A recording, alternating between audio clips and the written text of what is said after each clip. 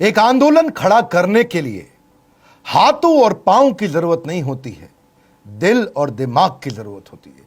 You don't need hands and legs to drive your organization, you need head and heart to drive your organization. ऐसी man power तैयार करिए। अगर ऐसे आदमी को ले आए जो आपसे कम बुद्धिमान है, तो और कम बुद्धिमान कस्टमर को वो लेके आएगा। Nothing is more important than developing people, क्योंकि अल्टीमेटली स्ट्रैटेजी को आपके लोग ही चलाने वाले हैं। अ क्लियर विजन और a great vision without great people is completely irrelevant. मैं Vivek Bindra, founder and CEO बड़ा बिजनेस.com। आज बताऊंगा आपको 20 से ज्यादा तरीके के बढ़िया मैन पावर कैसी लाई जाती है। एक है इंटरनल तरीके और एक है एक्सटर्नल तरीके। इंटरनल जो आपकी कंपनी के अंदर से ही तरीके होते हैं, और एक्सटर्नल जो बाहरी तरीके हैं जिनसे आप बढ़िया टीम को ढूंढ के ला सकते हैं। मेरे को everything about entrepreneurship course, event, questions में कई लोगों ने पूछा बढ़िया टीम कैसे बनाएं। पहला क्या है, चांसेस हैं कि इंटरनल टीम में ही कोई प्रमोशन कर सकते हो, उन्हीं को आप बढ़िया पे, पोजीशन और रिस्पॉन्सिबिलिटी, अथॉरिटी बढ़ा करके दे सकते हो, क्योंकि प्रमोशन से कॉन्फिडेंस बढ़ता है। दूसरा, आप इंटरनल ट्रांसफर्स क्रिएट कर सकते हो एक डिपार्टमेंट से दूसरे डिपार्टमेंट में।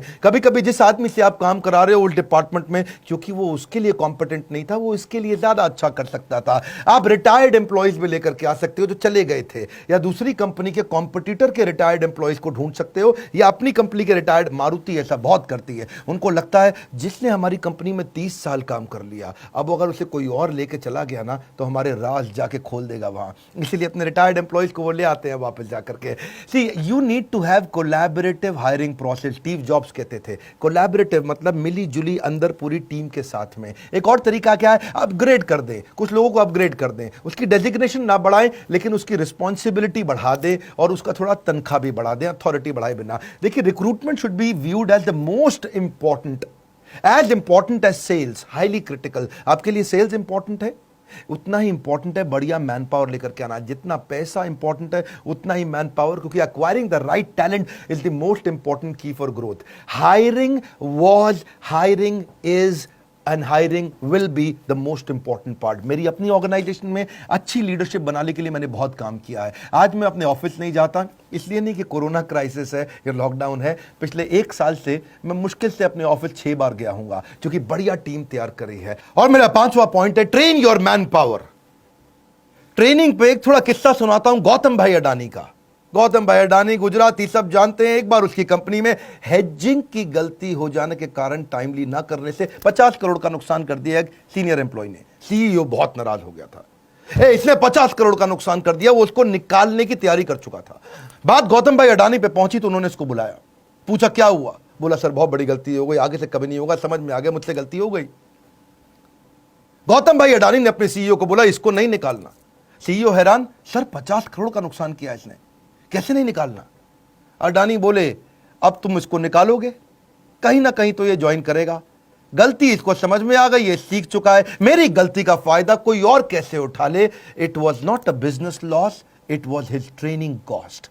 गौतम भाई अडानी का वो डिसीजन, उस एम्प्लॉय को ना निकालना, व्यापार जगत में बहुत अप्रिशिएट किया गया कि एम्प्लॉय अपनी गलतियों से भी ट्रेन होता है, सीखता है और आगे और एसेट बिल्ड करता है। और ऐसे ही एम्प्लॉयज आगे चल के आपके लिए और एम्प्लॉयज लेके आते हैं, जो है मेरा 6ठा पॉइंट, एम्प्लॉय रेफरल। मेरी वीडियो टीम के अंदर, एनिमेशन की टीम के अंदर, पोस्ट प्रोडक्शन की टीम के अंदर ज्यादातर सारे एम्प्लॉय रेफरल से आए हैं। किसी ने किसी का रेफरेंस दिया और वो आया, किसी ने किसी का अंदर के ही लोगों ने रेफरेंस दे दे करके बाहर के लोगों को हायर किया। ये मेरे पीछे कैमरामैन दीपक आज मुझको बताया कि हमारे पुराने एडिटर विशाल विष्णु के रेफरेंस से आया था। हमारे यहां टीम भी ऐसी, क्योंकि happy employees will bring more employees. 7वां तरीका, इंटरनल एडवर्टीजमेंट। अगर आपकी कंपनी बड़ी है और आपने एडवर्टीजमेंट निकाल दिया तो किसी डिपार्टमेंट से कोई डिपार्टमेंट में वो लोग ज्वाइन कर जाते हैं। ये मैंने मारुति से सीखा था। वो लोग इंटरनल प्रमोशन के, इंटरनल एडवर्टीजमेंट के तरीके निकालते थे, हमने भी ऐसा किया। हमारे सेल्स में एक लड़का हुआ करता था राहुल, वो ठीक ठाक काम करता था, लेकिन जिस दिन इवेंट्स, जो हमारे फिजिकल इवेंट होते हैं, उसकी एड निकली तो उसने सेल्स से निकल करके यहां अप्लाई किया जॉब,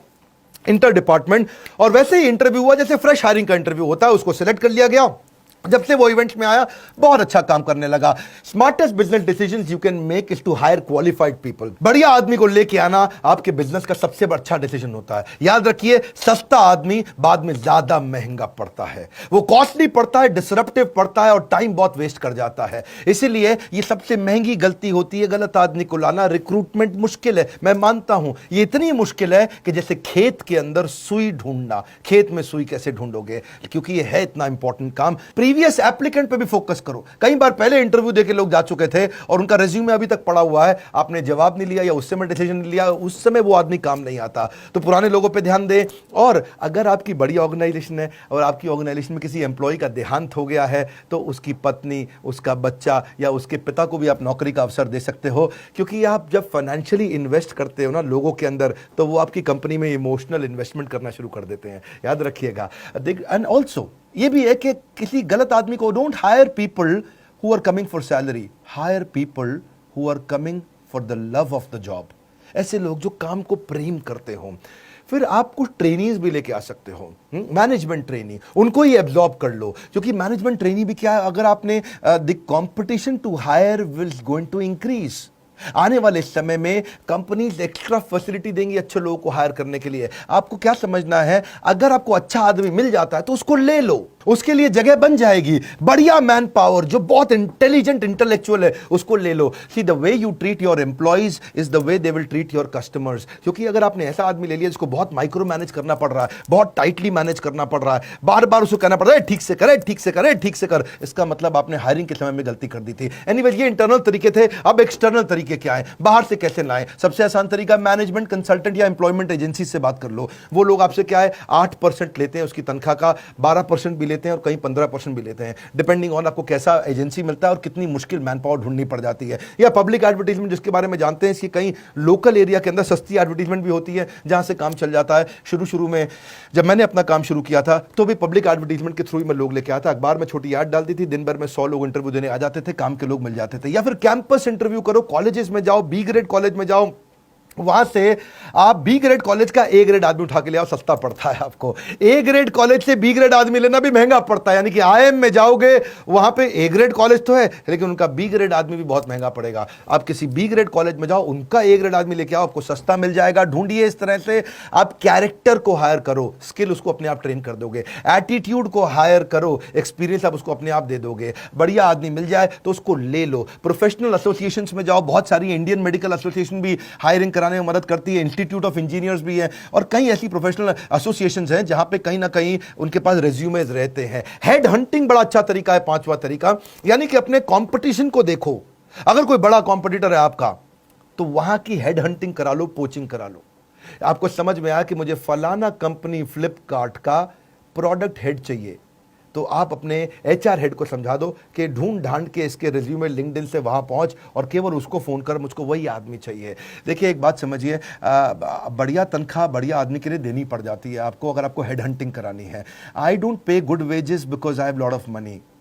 सुनिए मेरी बात को, मैं ज्यादा तनख्वाह इसलिए नहीं देता क्योंकि मेरे पास पैसा ज्यादा है, मेरे पास आज ज्यादा पैसा इसलिए है क्योंकि मैंने ज्यादा तनख्वाहें दी थी।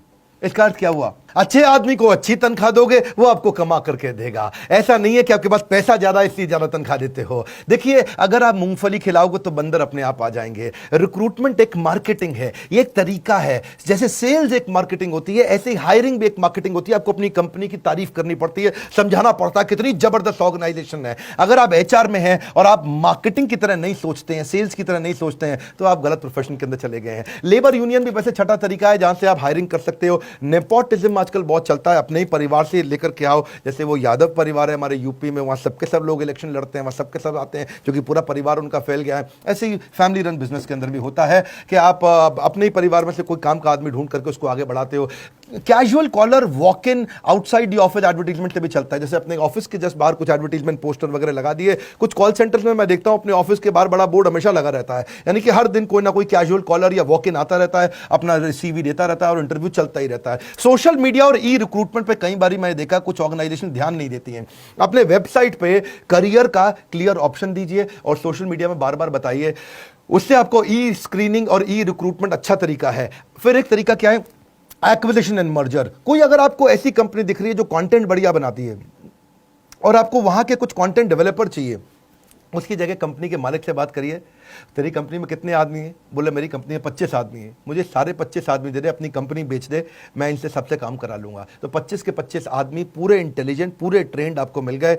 आपने उसकी एक मुश्त उसकी कंपनी के नाम पे ये पैसा दिया, रेडीमेड आपका काम हाई स्पीड पर चला गया। ये तब काम आता है जब बहुत बड़ी हायरिंग करनी हो, बड़ा नंबर चाहिए और आपको स्पीड और ग्रोथ के लिए पैसा हो लेकिन टाइम बिल्कुल ना हो। याद रखिए, great people are companies greatest asset. बढ़िया लोग लेकर के आइए। एम्प्लॉयमेंट एक्सचेंज भी पुराने तरीके हैं, अब चलता है नहीं चलता आपको चेक करना पड़ेगा। But when you are hiring, you are not just recruiting employees, you are sowing the seed of reputation. यही एम्प्लॉय आपकी ऑर्गेनाइजेशन की रेपुटेशन बनाती है। आप एक बीज बोने का प्रयास कर रहे हो। बहुत सारे ऐसे भी लोग हैं जो वेटिंग लिस्ट में आपके थे, पुराने थे पड़े हुए, पर आप भूल गए, आपने ध्यान नहीं दिया। अपने रेज्यूमेस की वेटिंग लिस्ट भी निकालो बाहर, हो सकता है उसमें भी कोई सिलेक्टेड कैंडिडेट आपको पसंद आएगा।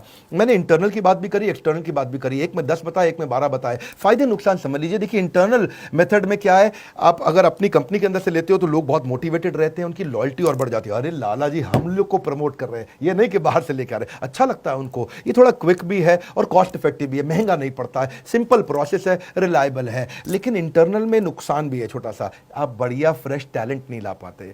आपको कई बार फेवरेटिज्म देना पड़ता है। अरे ये तो हमारी जाति का है, इसको लगा देते हैं आगे, हा हा हा। ये क्या, कई बार फेवरेटिज्म भी आ जाता है। और लिमिटेड स्कोप भी होता है, क्योंकि आपके पास वही 10 लोग हैं, उन्हीं में से आपको लेना है। बाहर से कई बार कॉन्फ्लिक्ट भी हो जाता है। आपने 10 में से एक को बढ़ाया तो बाकी 9 खुंदक खा गए। लाला जी का कुछ चक्कर है इसके साथ में, तो ये बड़ा गड़बड़ रहता है। एक्सटर्नल मेथड के भी फायदे नुकसान है। अगर आप बाहर से आदमी लेके आते हो, फायदा क्या है, थोड़ा फेयर और इंपार्शियल है। आप बाहर से लेकर के आए हो, ढूंढ के लेके आए, थोड़ा ट्रांसपेरेंट है, फ्रेश नया टैलेंट आता है, नई इंटेलिजेंस भी आती है कंपनी में। स्कोप बहुत बड़ा है, क्योंकि अपनी स्कोप कैसे बड़ा है कि आप हजारों लोग हैं, हजारों में से 10 चुनने हैं आपने, और इससे ऑर्गेनाइजेशन ग्रो करता है। लेकिन नुकसान क्या है, इसमें जो अंदर बैठा है बेचारा वो टेंशन में आ जाता है। ये बाहर से लाए जा रहे हैं, हमारा नहीं ध्यान रख रहे। दूसरा, टाइम कंज्यूमिंग भी पड़ता है, क्योंकि बाहर से आदमी लाने में वो कई नोटिस पीरियड दे करके आएगा, थोड़ा लेंदी और कॉस्टली प्रोसेस है। एम्प्लॉय डिससैटिस्फाई भी हो जाते हैं, कभी कभार इनसिक्योरिटी भी आ जाती है। लेकिन hire people brighter then you. एक कैटेगरी आदमी लेके आना, ये रूल है मेरी कंपनी में, हमने रूल बना रखा है।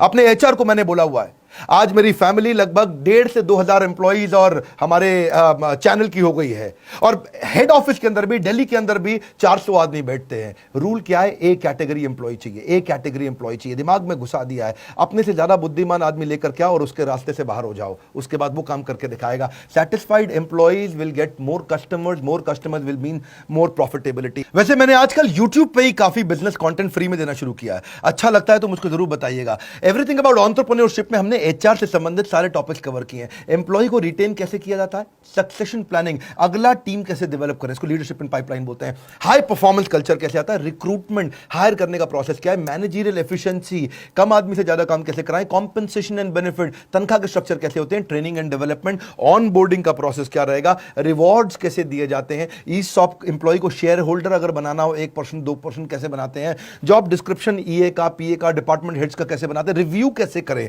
उनके परफॉर्मेंस को पढ़ें कैसे, एग्जीक्यूशन एक्सीलेंस स्पीड कैसे लाएं, केआरए और केपीआई के इंडिकेटर कि उनके भाई स्कोर बोर्ड आपको बनाना पड़ेगा, सेल्फ कोचिंग का डायरी तैयार करें, एम्प्लॉइज को ही एंटरप्रेन्योर या इंट्राप्रेन्योर कैसे तैयार करें। बात बड़ी सरल है, हम कंटेंट में डेप्थ देते हैं। आज सारे एमबीए कॉलेजेस और यूनिवर्सिटीज अब हमारे साथ पार्टनर करने लगे हैं, क्योंकि वो जानते हैं मैनेजमेंट का प्रोग्राम आज बड़ा बिजनेस से पावरफुल कोई नहीं देता, कंज्यूमर रेलेवेंस पे फोकस करते हैं। मैं फिर बता रहा हूं, बोर्डलाइन नंबर पे फोन करके पता लगाइए क्या बड़े मियां छोटे मियां स्कीम बची है या खत्म हो चुकी है, और कैसे इसका आपको लाभ पूरी तरह से मिलेगा।